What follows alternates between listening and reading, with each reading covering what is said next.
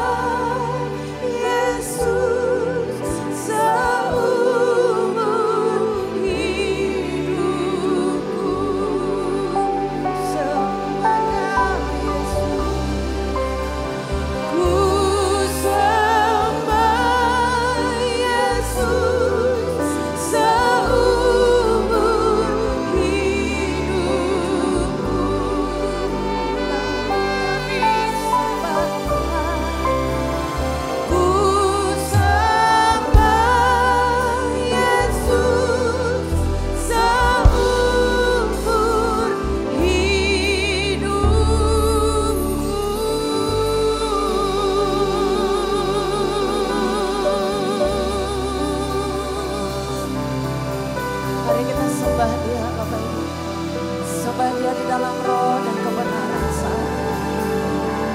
Terima kasih Tuhan.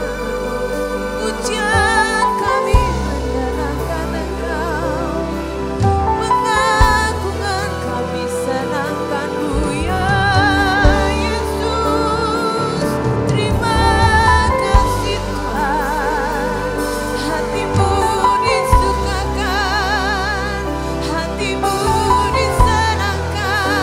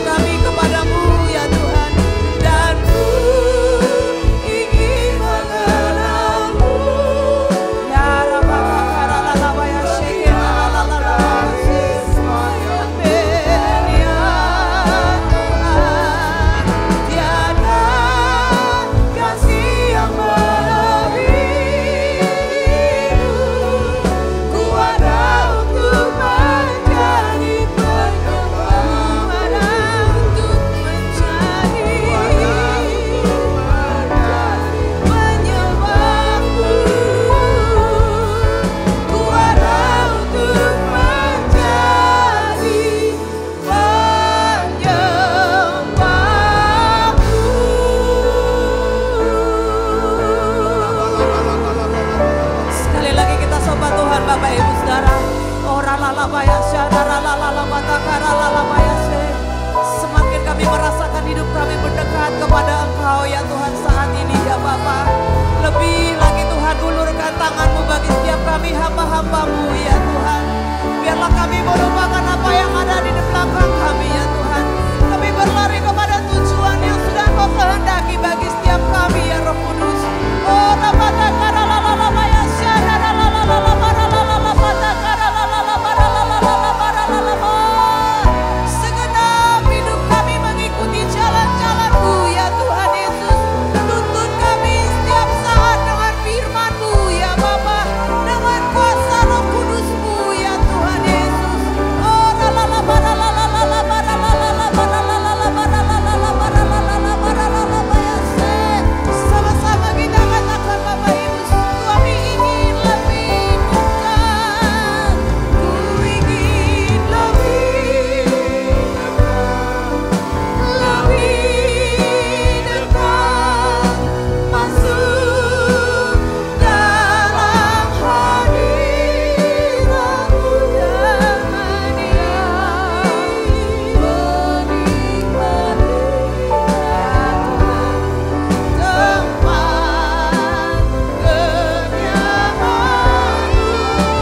tempat kenyamanan-Mu. Bapakku lebih dekat, Pelukan kasih-Mu tiada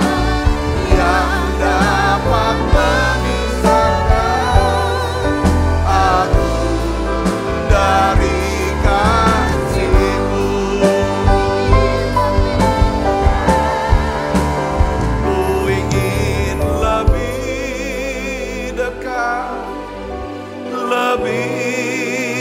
dekat, masuk dalam hadirat-Mu dan menikmati indahnya tempat kediaman-Mu. Bawaku lebih dekat, bawa kami lebih dekat lagi Tuhan. Pelukan kasih-Mu tiada yang dapat memisahkan daku dari kasih-Mu. Terima kasih Tuhanku. Terima kasih Tuhan Yesus. Terima kasih untuk Roh Kudus-Mu yang memenuhi kami. Terima kasih untuk hadirat-Mu yang begitu kuat Tuhan. Melawat, menjamah, memenuhi kami Tuhan. Dalam hadirat-Mu itu ada sukacita-Mu ya Tuhan. Dalam sukacita-Mu di situ ada perlindungan, ada kekuatan buat setiap kami. Bapa, dalam nama Yesus, biarlah ya Tuhan, Engkau Allahku, bawa kami, tarik kami masuk dalam hadirat-Mu lebih lagi, mengenal Engkau, mengenal kasih-Mu, mengenal kuasa-Mu. Sehingga kami Tuhan makin percaya, bagi Tuhan tidak ada yang mustahil. Bagi Tuhan tidak ada yang mustahil. Ajar kami bisa percaya Tuhan. Terima kasih Tuhan, terima kasih, terima kasih. Tuhan tahu segala doa kami, cerita hati kami yang sudah kami naikkan ke hadapan-Mu ya Tuhan.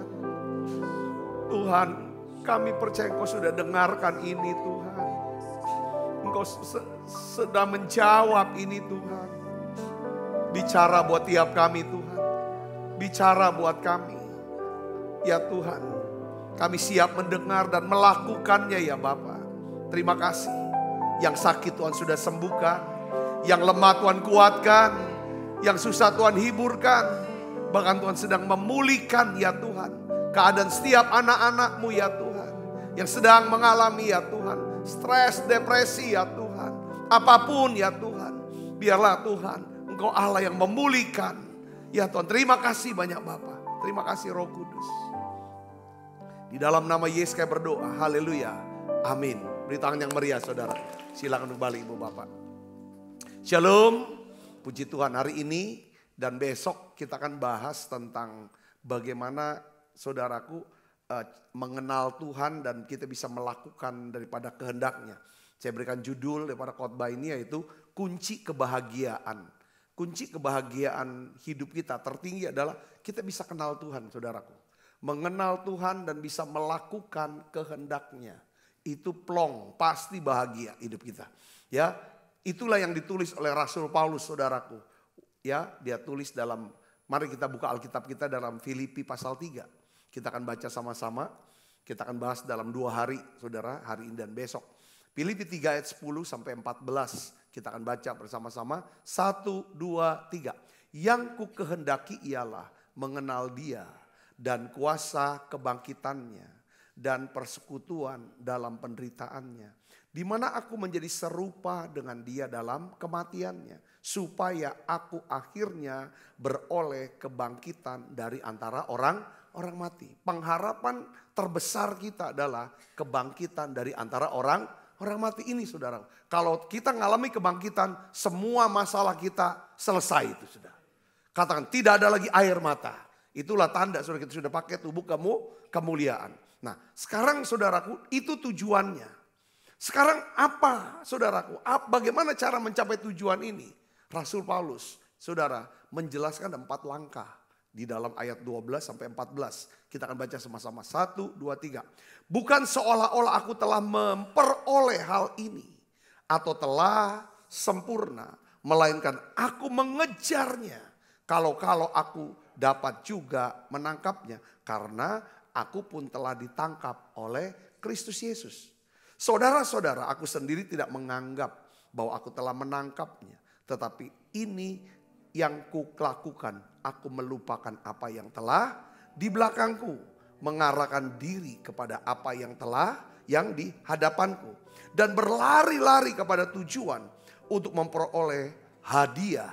Yaitu panggilan sorgawi dari Allah dalam Kristus Yesus. Katakan amin. Jadi saudara kebahagiaan, kunci kebahagiaan adalah semakin mengenal Tuhan dan melakukan kehendaknya. Rasul Paulus bisa mengenal Tuhan begitu mendalam. Karena dia sungguh-sungguh ingin mengenal Tuhan. Dia luangkan waktunya untuk mengenal Tuhan. Sehingga Rasul Paulus dia memiliki apa? Keintiman dengan Tuhan. Salah satu halangan yang dapat menghalangi kita untuk semakin mengenal Tuhan adalah apa? Kesibukan kita. Sama seperti kesibukan dapat menghancurkan hubungan kita saudara. Dengan keluarga, dengan sahabat, saudara. Demikian juga saudaraku, kesibukan bisa menghancurkan hubungan kita dengan Tuhan. Nah, ada beberapa kebenaran firman yang akan kita bahas dalam 2 hari ini saudara. Ada 4 kalimat yang saya ingin bahas. Pertama adalah bukan seolah-olah aku telah memperolehnya. Bukan seolah aku memperolehnya. Ini mah Rasul ya, saya berpikir waktu dia tulis saudara ya surat Filipi ini. Rasul Paulus itu sebenarnya itu sudah tua. Dia sudah dapetin, sudah memperoleh kalau secara rohani sudah membuka banyak gereja, sudah memenangkan banyak orang, mengalami penderitaan yang luar biasa bukan karena cita-cita dan impiannya dia tetapi karena Injil. Hal yang luar biasa. Dia bilang bukan seolah aku telah memperolehnya, aku masih ngejar untuk dapat ini. Yang kedua adalah dia berkata apa? Aku melupakan apa yang ada di belakangku. Nah, kita akan bahas hari ini. Yang pertama adalah bukan seolah aku sudah memperoleh, tapi aku kejar ini. Yang kedua adalah hari ini kita bahas, aku akan melupakan yang di belakangku. Besok kita akan bahas, aku akan mengarahkan diri kepada apa yang di hadapanku. Lalu berikutnya aku berlari-lari kepada tujuan untuk memperoleh hadiah. Saudara, coba kita renungkan ini, saudaraku. Saya ingin menara doa ini ya bisa bermanfaat buat setiap kita, buat setiap saudara untuk makin kenal Tuhan. Ya, dan bisa ngerti, ini loh kehendak Tuhan, aku mau lakukan ini. Saya cerita saudara kemarin di dalam khotbah saya. Ya kan, setiap kita pasti punya doa-doa pribadi yang gak mungkin kita mau cerita kepada setiap orang. Saudara bisa merisi, katakan amin. Kita punya impian-impian, punya harapan-harapan yang tidak perlu semua orang harus tahu. Saudara, tetapi itu yang kita gumulkan. Tetapi saudara, yang saya pelajari selama saya menjadi orang Kristen, orang percaya. Setiap doa yang serius memang kita doakan dan kita memang serius minta Tuhan jawab. Karena kita lakukan dengan kekuatan kita gak bisa. Pasti akan ada persyaratan-persyaratan ya yang harus kita penuhi. Itu biasanya tentang apa? Perintah Tuhan. Makanya pentingnya di sini adalah, saudara, kenapa kita perlu mengenal Tuhan? Supaya kita bisa kenal Tuhan. Ya kan? Tujuannya apa? Supaya kita bisa ngerti kehendak maunya itu apa. Untuk bisa ngerti maunya apa, kita harus membaca Alkitab. Kita mendengar pengajaran-pengajaran khotbah. Selain daripada itu, dasarnya kita udah masuk semua. Ini yang memudahkan Roh Kudus bicara kepada kita. Katakan amin. Nah, saudara Kristus, ya kan? Kemarin saya saksikan, saya ada satu pokok doa ini loh, yang saya mau doakan. Lalu tiba-tiba saudaraku seperti kayak ada satu puzzle. Seperti Tuhan tuh bicara, gak bicara secara gini loh, gini. Enggak. Dia tuh latih kita. Ya kan, kalau dia bicara biasanya dalam bentuk seperti kayak puzzle. Potongan-potongan yang dia ingin latih kita untuk makin cerdas secara rohani. Katakan amin. Nah, dia bilang begini.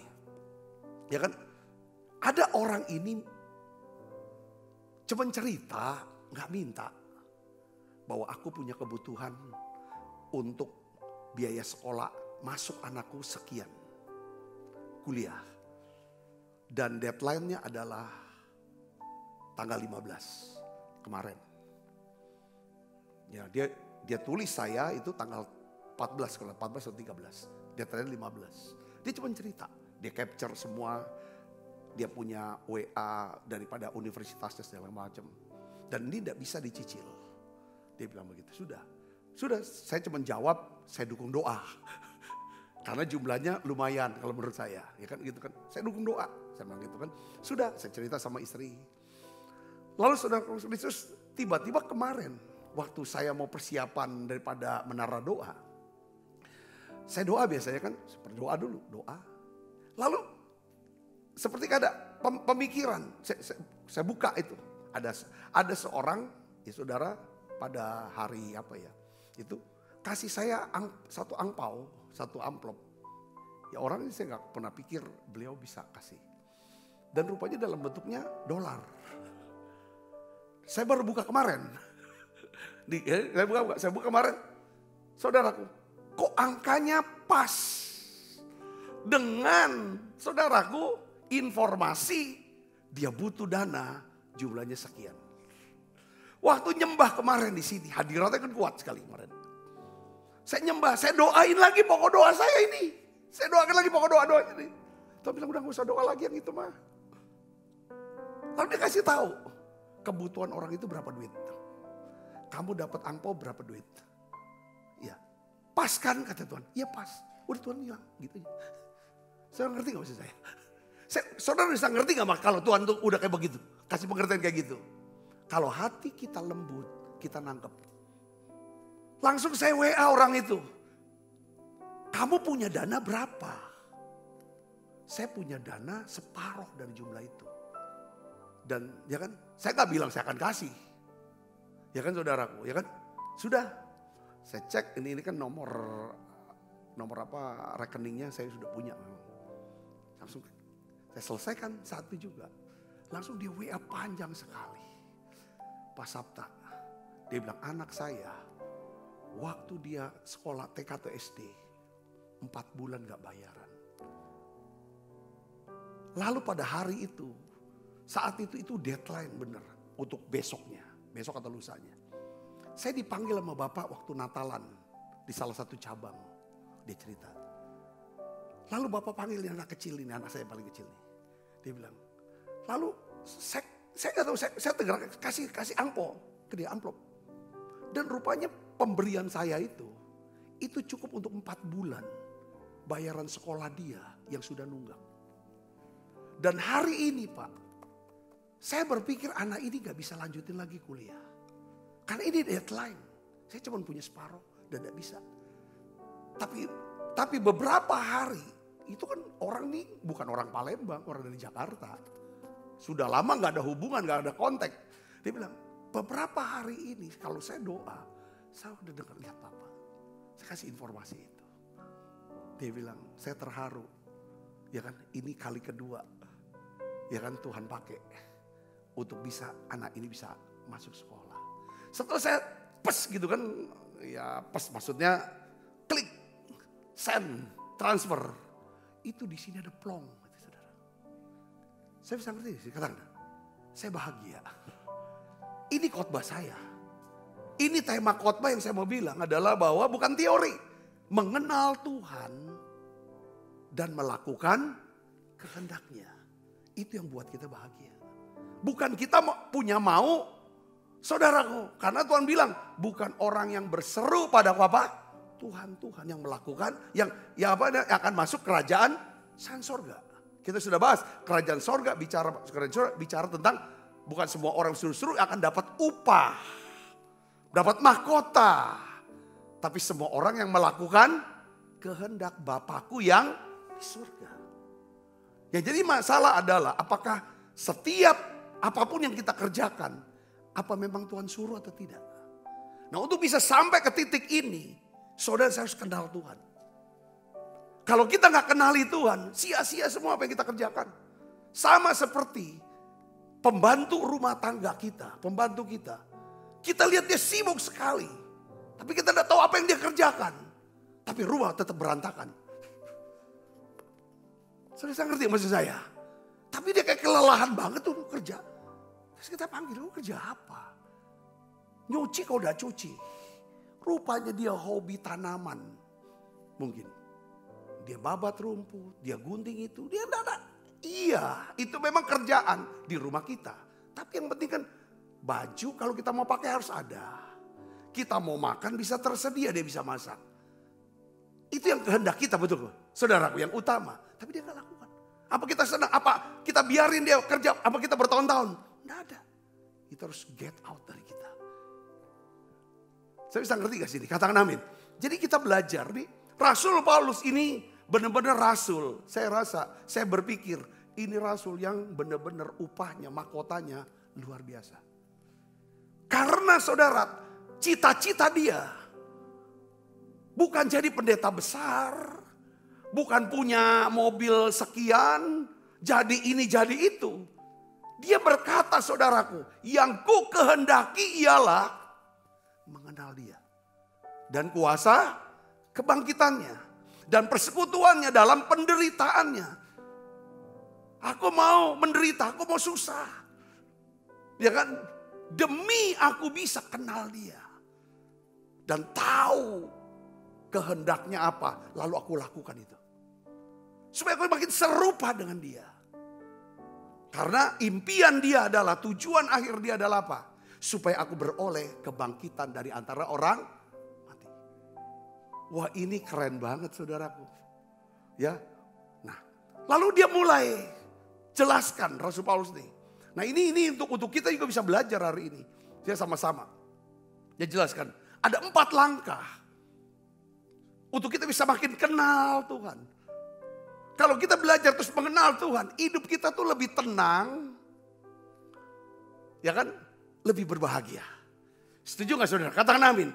Gak khawatir dengan apa yang akan terjadi, apa kata orang. Yang penting ya kan, aku bisa kenal dia, lakukan apa yang dia mau.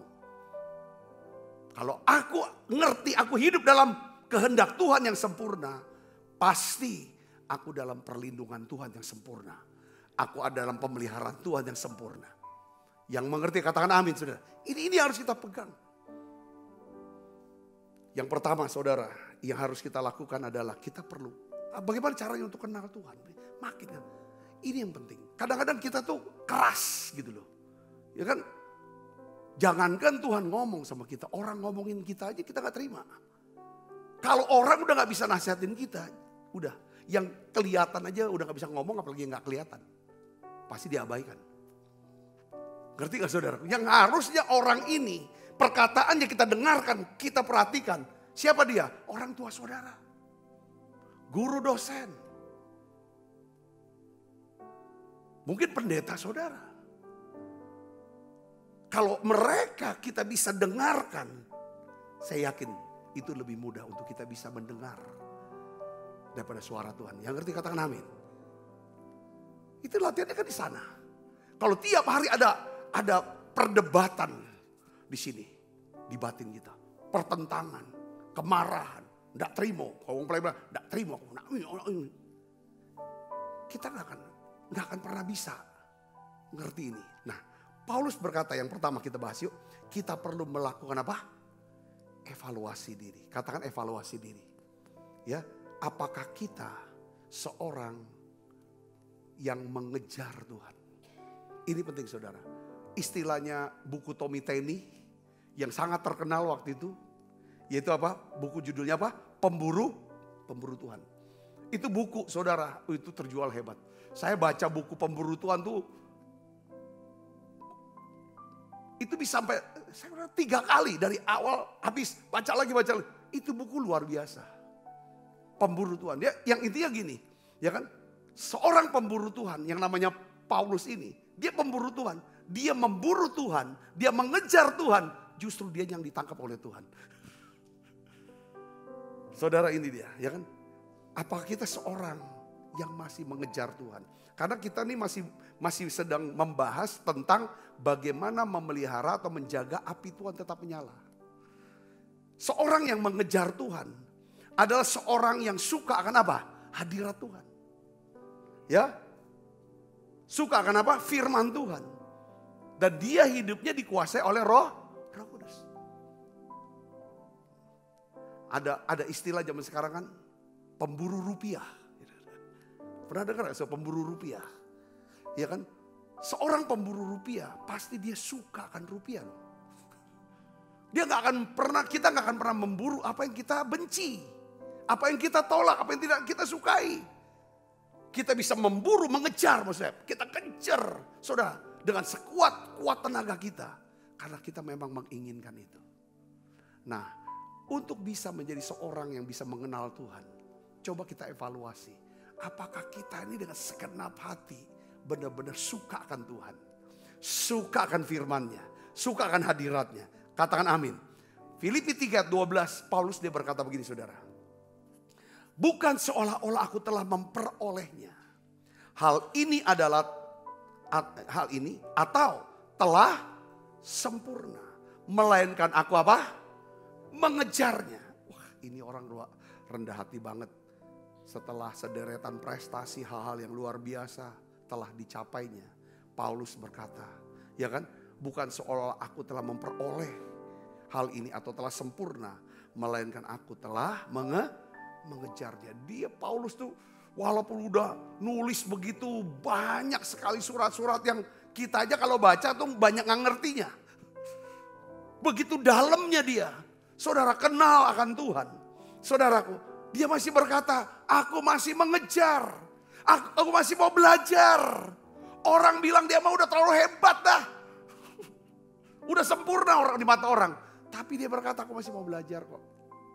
Kita ini kadang-kadang ilmu kita masih belum apa-apa. Ketika ada orang mau ngajarin kita, kau ini aku lebih banyak makan garamnya daripada kau mau ngajari aku. Ini kadang-kadang susah kita mau maju. Betul ya saudara? Katakan amin. Nah ini yang saya pelajari. Saya bilang Tuhan biarlah kita. Karena syarat untuk kita bisa bertumbuh itu harus rendah hati. Katakan amin saudaraku. Ini Paulus dia kata. Makanya kita perlu evaluasi tiap hari. Evaluasi untuk kita belajar. Di perjanjian lama saudaraku. Sampai berapa? Sampai 2 kali. Ya, di perjanjian lama Tuhan memberikan perintah kepada bangsa Israel lewat Nabi Hagai. Apa saudara perkataannya? perhatikanlah keadaanmu. Perhatikanlah keadaanmu. Tuhan mau bilang, evaluasi dirimu. Perhatikan keadaanmu. Coba kamu lihat keadaan kamu hari ini. Apa firmannya saudara? Kita baca yuk. Hagai 1 ayat 6. Kita baca. 1, 2, 3.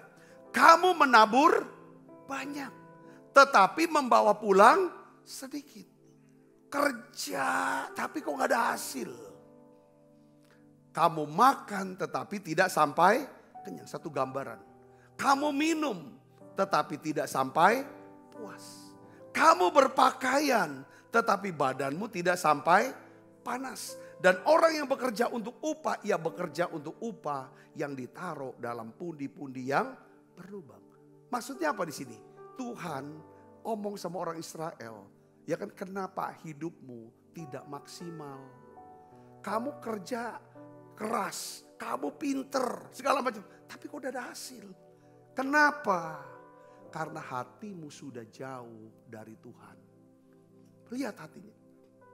Kamu hanya hidupnya untuk mentingin diri sendiri, kata Tuhan. Kamu cuma memperhatikan sesuatu yang fana, sementara. Kamu tidak memperhatikan, tidak mau membangun rumah Tuhan. Kamu tidak mau membangun kehidupan rohanimu. Nah itu di perjanjian lama, intinya pesannya itu. Hari ini saudara mau mengenal Tuhan, amin. Sungguh-sungguh kata kuncinya adalah apa? Saudara dan saya, kita sama-sama harus setiap hari dalam saat teduh kita harus bawa hati kita. Evaluasi diri. Kata sama saya, evaluasi diri. Apa maksud evaluasi diri? Evaluasi diri gini. Kita harus berusaha untuk menjaga hati kita dengan segala kewaspadaan. Evaluasi diri artinya kita bawa nih hati kita. Ada satu lagu ya kan. Ujilah aku Tuhan. Cobalah aku Tuhan. Selidiki batinku dan hatiku. Mataku tertuju padamu. Aku cinta padamu ya Tuhan. Aku cinta padamu Tuhan. Mari kita suara. Aku rindu hadiratmu Tuhan.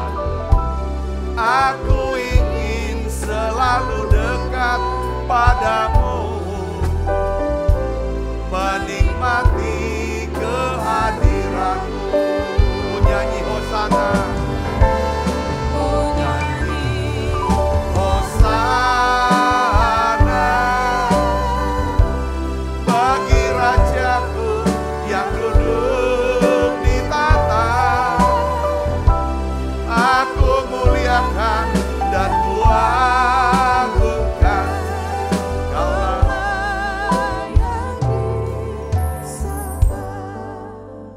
Amsal 4:23 hafal ya ayatnya saudara ya. Apa? Jagalah hatimu dengan segala kewaspadaan. Karena dari hati itulah terpancar kehidupan. Katakan amin. Jadi kita perlu memperhatikan, sudah perhatikan. Kita perlu memperhatikan setiap perubahan. Perubahan yang terjadi di dalam hati kita. Caranya gimana? Dengan cara memperhatikan setiap perkataan yang keluar dari mulut kita. Kalau mau lihat hati kita, lihat perkataan kita yang keluar. Ya, untuk lihat perkataan kita, coba tanya kuping, kita dengarnya kata-katanya apa. Efesus 4 ayat 20 katakan apa? Janganlah ada perkataan kotor keluar dari mulutmu. Kalau perkataan kotor keluar dari mulut kita, pasti hati kita lagi kotor. Saudaraku. Nah ini dia. Cek hati, lihat kata-kata. Mau lihat kata-kata, cek telinga kita. Yang kita dengar. Suara itu apa. Ya. Jangan ada perkataan kotor keluar dari mulutmu. Tetapi apa? Pakailah perkataan yang baik untuk membangun. Di mana perlu supaya mereka yang mendengarnya beroleh apa? Kasih karunia. Intinya gini saudaraku, yang Tuhan mau dalam hidup kita. Kenapa kita perlu kenal Tuhan, kita lakukan kehendak Tuhan. Intinya adalah Tuhan tuh ingin pakai badan kita, pakai hidup kita. Saudaraku, ya lewat pemikiran, kata-kata, perbuatan kita. Semua orang bisa memperoleh kasih karunia Tuhan. Katakan amin. Itu harus, jadi istilahnya gini, value yang kita mau pegang dalam hidup kita. Kata-kata saya yang keluar dari mulut saya, ya kan, setiap orang yang dengar dia akan beroleh kasih karunia. Dia bisa dapat kasih karunia karena kata-kata saya mengandung iman. Karena iman yang bisa menggerakkan kasih karunia Allah bisa bekerja. Katakan amin. Ya kan, oleh kasih karunia kamu diselamatkan oleh iman. Ya, orang bisa dapat selamat, ya kan, yang berupa kasih karunia berupa keselamatan karena ada iman. Kata-kata kita, perbuatan kita juga membuat iman. Saya kasih contoh, ini bukan untuk memegahkan saya, enggak. Contoh yang tadi, bahwa ketika saya ambil keputusan, ya kan, untuk membantu anak teman ini, saudaraku, apa yang terjadi? Kasih karunia Tuhan muncul dalam diri dia. Katakan amin saudara. Iman dia naik kalau Tuhan sudah bantu untuk masuk dalam kuliahnya, maka Tuhan pasti akan bantu untuk dia bisa kuliah dengan baik dan selesaikan kuliahnya. Saya bisa ngerti, katakan amin. Jadi hidup kita harusnya setiap keputusan yang kita ambil, setiap langkah yang kita mau langkah, kata yang kita mau keluar, saudaraku, kita harus bisa timbang supaya orang beroleh kasih karunia. Karena kita sudah dapat kasih karunia. Kalau setiap hidup kita, setiap langkah kita nabur terus benih kasih karunia.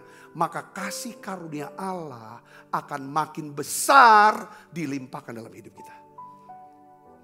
Kalau kita hidup dalam kasih karunia, ini yang membuat orang jadi cemburu. Saya udah bilang kan, api pasti menghasilkan apa? Asap. Ngerti saudaraku? Api membuat kita sukses, membuat kita besar, dihormati, dihargai. Tapi dari api ada asap itu apa? Serangan-serangan, fitnah, omongan tidak baik, iri hati. Yang ngerti katakan amin. Kita sudah belajar tentang api. Api bisa memurnikan, api bisa membangun semangat, api bisa menyucikan. Tapi dari api keluar asap.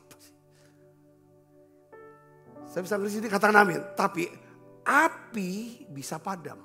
Artinya dulu dia sungguh-sungguh sama Tuhan. Dia dulu kenal Tuhan, dia dulu melayani hebat. Tapi sekarang udah enggak lagi.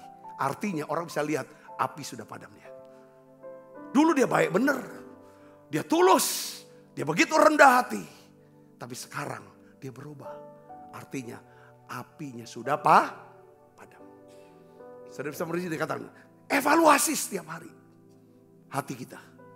Karena segala Tuhan gak bilang jagalah, ya kan? Jagalah kupingmu, jagalah hidungmu. Enggak. Yang Tuhan bilang jaga hati.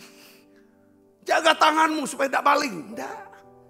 Tapi Tuhan bilang jaga hatimu. Kenapa saudaraku? Karena dari hati keluar kata-kata. Ya, coba Matius 15 ayat 18 sampai 19. Kita baca sama-sama yuk. 1, 2, 3. Tetapi apa yang keluar dari mulut berasal dari apa? Hati. Dan itulah yang menajiskan orang. Karena dari hati timbul segala pikiran jahat. Dari hati timbul pikiran jahat. Dari hatilah terjadinya pembunuhan, perjinahan, percabulan, pencurian, sumpah palsu, dan hujat. Saudara tahu, sebelum segala sesuatu ini terjadi, ya saudara, itu harus terjadi dulu di mana? Di hati. Saya bisa ngerti, katakan amin. Pertanyaan untuk evaluasi diri kita adalah, apakah saya masih melekat? Apakah hati saya masih melekat kepada Tuhan? Ataukah hati saya sudah berjarak dengan Tuhan? Coba cek saudara. Kalau hati kita melekat dengan Tuhan, pasti kita masih mau ngejar Tuhan. cari hadirat, cari firman Tuhan. Saudara akan suka, saudara, dalam persekutuan-persekutuan. Saudara suka akan mendengar pengajaran firman Tuhan. Yang ngerti katakan amin. Ya itu hati kita melekat dengan Tuhan. Kalau hati kita berjarak, kita udah gak pernah berpikir lagi, gak pernah omong lagi tentang Tuhan. Semua tentang diri kita. Yang kedua, coba kita tanya dalam setiap hari. Kalau saudara ada waktu, tiap hari tanya, apakah hati saya mengasihi Tuhan di atas segalanya? Apakah hati saya dikuasai oleh kasih Tuhan? Apakah hati saya percaya kepada Tuhan dengan segenap hati? Daud, saudara, apa yang menyebabkan? Ya kan Daud jadi orang yang berkenan pada Tuhan. Dia bukan orang sempurna, tapi dia orang yang berkenan kepada Tuhan. Saudara tahu, ya kan Alkitab katakan, ya kan, Allah, aku telah mendapatkan Daud bin Isai, seorang yang apa? Berkenan di hatiku dan melakukan kehendakku pada zamannya, pada masanya. Kalau Daud bisa nulis satu mazmur ya, pasti itu adalah merupakan satu doa yang biasa dia doakan. Ada doa yang menjadi evaluasi diri dia tiap hari. Mazmur 19 ayat 15, ini dia saudara, kita baca sama-sama. 1, 2, 3. Mudah-mudahan engkau berkenan akan apa? Ucapan mulutku dan renungan hatiku, ya Tuhan, gunung batuku dan penembusku. Ada dua hal. Mudah-mudahan engkau berkenan akan apa? Ucapan mulutku. Ucapan mulut yang berkenan adalah apa? Perkataan yang bisa mendatangkan apa? Kasih karunia buat yang mendengar. Yang ngerti katakan amin. Dan juga renungan hati. Renungan hati bicara apa? Seringkali kita merenungkan. Ada renungan hati. Kita ngomong sama diri kita sendiri. Kita berpikir tentang diri kita sendiri. Saudara, hati-hati. Jangan kita mengutuki diri kita. Berkata yang negatif tentang diri kita. Tapi renungan hati kita harusnya adalah firman Tuhan. Katakan amin saudara. Makanya disuruh merenungkanlah firman itu siang dan malam. Kalau renungan hati kita benar, maka pasti ucapan bibir kita akan benar. Jadi evaluasi diri ini saudaraku membutuhkan apa saudara? Kerendahan hati. Tiap hari kita datang pada Tuhan. Inilah yang ku renungkan setiap waktu. Mari kita bangkit berdiri saudara. Nyanyian, pujian dan pengagungan kepadamu.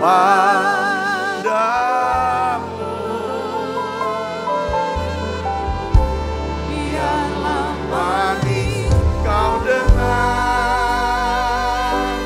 Tuhan, manis kau dengar Tuhan, dan hatiku bersuka karenamu. Mari tutup mata Ibu Bapa sebelum kita makan perjamuan kudus. Mari kita evaluasi hati kita. Lihat, minta Tuhan, hadapkan itu ke Tuhan. Hadapkan itu ke Tuhan, doa saudara. Tuhan, hatiku ya Tuhan sungguh ingin mengenal Tuhan, makin dekat dengan Tuhan. Kami bisa mengerti kehendak Tuhan.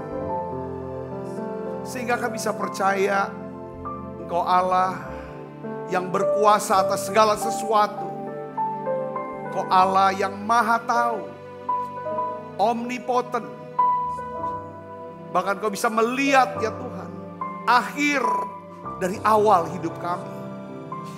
Dan kami percaya Tuhan, rencana Tuhan tidak pernah gagal dalam hidup kami. Kami punya Tuhan yang sanggup melakukan segala sesuatu. Terima kasih Tuhan, terima kasih. Kami percaya Engkau mati di salib, Engkau menyediakan segala sesuatunya, segala sesuatu kebutuhan kami di atas kayu salib. Dan kami percaya Tuhan mengasihi kami dengan kasih yang kekal. Dan kami percaya, ya Tuhan, bagi Tuhan tidak ada yang mustahil. Tidak ada yang mustahil bagi kami yang percaya kepadamu ya Tuhan. Terima kasih Tuhan, terima kasih. Hari ini berikan kami hati. Sucikan, kuduskan hati kami Tuhan. Sucikan, kuduskan hati kami ya Bapa. Kami ingin kenal Tuhan lebih dalam lagi. Bukan kami Tuhan, tapi Tuhan. Ajar kami bisa menguasai diri. Jadi tenang supaya kami bisa berdoa. Terima kasih Tuhan, terima kasih. Sebentar kami akan makan perjamuan kudus. Setiap kali kami makan perjamuan kudus, kami selalu ingat kami punya Tuhan yang mengasihi kami. Punya Tuhan yang sudah mati di salib. Kami sudah diselamatkan ya Tuhan. Terima kasih banyak Bapa. Dalam nama Yesus. Amin. Kita siapkan diri untuk perjamuan kudus saudara.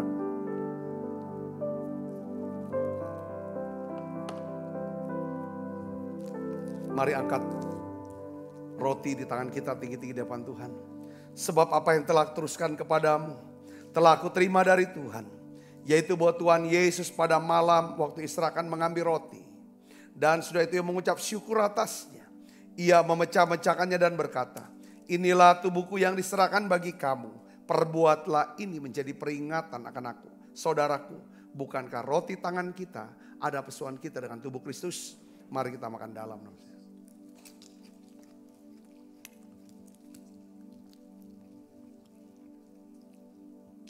Mari angkat cawan di tangan kanan kita tinggi-tinggi di depan Tuhan.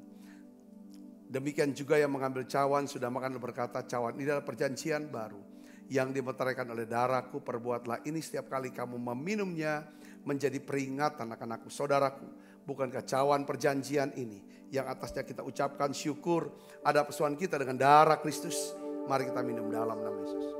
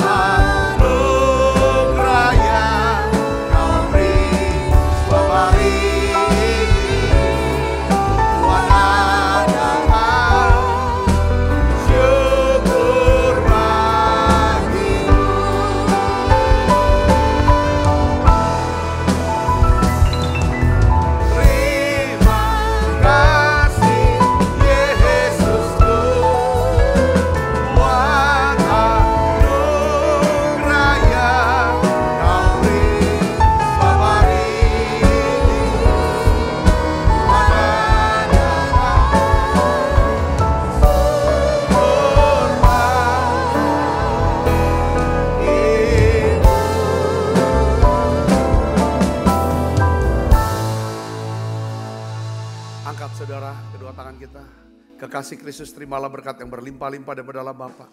Di dalam anaknya yang Tuhan kita Yesus Kristus. Persuan yang manis Roh Kudus menyertai saudara semua mulai saat ini. Sampai Yesus datang menjemput kita permai dan sampai selama-lamanya. Semua kita yang percaya diberkati sama-sama katakan amin. Tuhan berkati saudara semuanya.